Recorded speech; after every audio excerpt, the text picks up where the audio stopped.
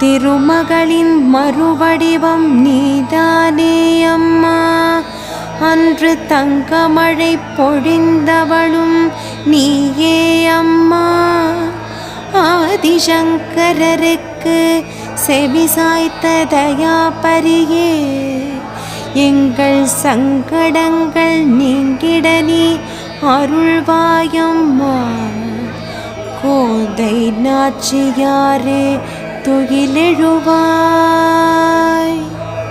திருப்பாவை விரதம் பூண்டு நாயகனை அடைந்தவளே, பெண்களுக்கு நல் கணவர் அமைய வழிகாட்டிய தூயவளே, ரங்கநாதன் திருமார்பில் திகழ்கின்ற சூடிக் கொடுத்த சுடற்கொடியே, தெளிந்த மெய்ஞான